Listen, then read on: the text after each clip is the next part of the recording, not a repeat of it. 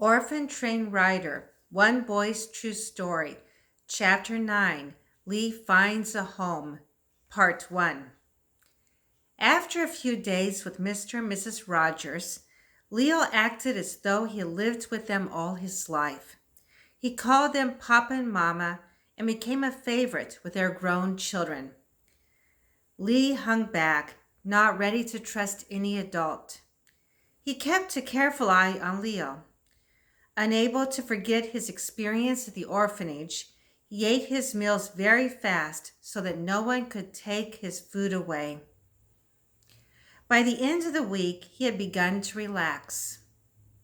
He and Leo had spent hours exploring the farm, fishing in the pond, and chasing the chickens and hogs. Mrs. Rogers had gotten both of them cleaned up, soaking them in a bathtub for a long time. She had washed their clothes and was talking about taking them into town for haircuts. Lee knew he needed one. His hair was so long it hung in his eyes. When he heard a knock on the front door exactly 1 week after he had arrived, he thought nothing of it. But when Mrs. Rogers opened the door and the matron from the train came in, I panicked. What was she doing there?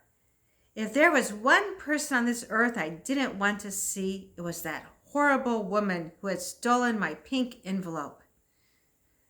Mrs. Rogers took Leo by the hand and told him to come with her. They left Lee alone with the matron.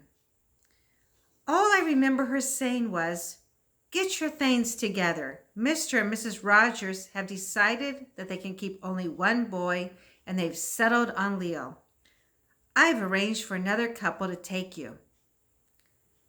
"I told her I didn't want to go," says Lee, "but she said I had no choice in the matter." The next thing I knew, I was in her car. She wasn't even going to let me say goodbye to Leo. But as the car started to pull away, Leo came around the corner of the house.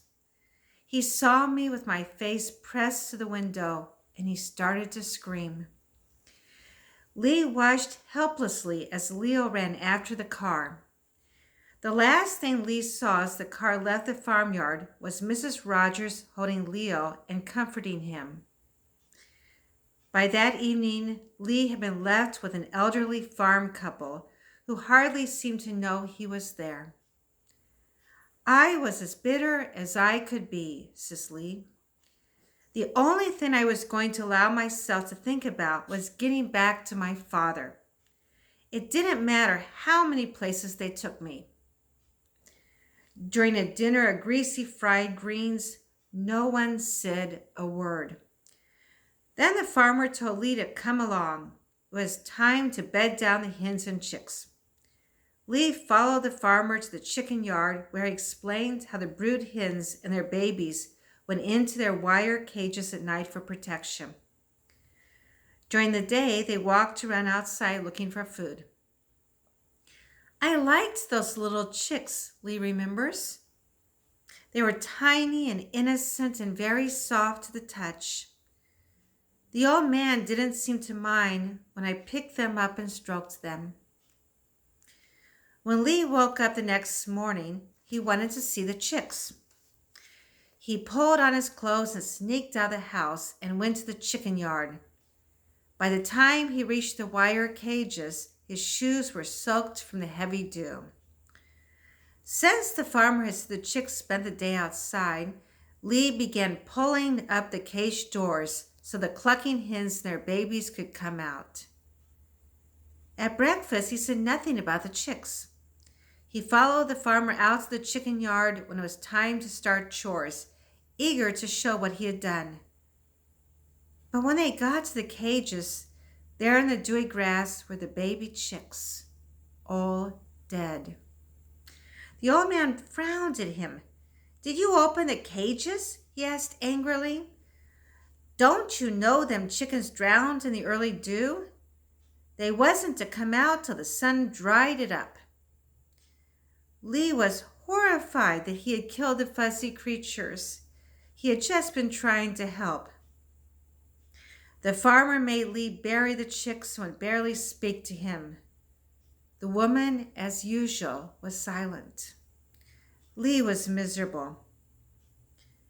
When the farmer and his wife could not see him, he cried about what he had done. Late that afternoon, when the matron pulled up in her car and told him to get in, he did not even look back. He sat silent in the back seat as the car bounced over the rough Texas roads. I was really upset at what was happening to me, Lee recalls. I felt terrible about killing the chicks, but I hadn't known any better. I didn't even care where I was being taken. I was 9 years old and life stunk. By the time the matron left him with another family in the little village of Manchester, Texas, Lee had no hope that things would work out. He barely looked around at the large, comfortable house, nor would he smile at tall, friendly Ben Nailing. Ben's wife, Ollie, was short and plump and had kind eyes.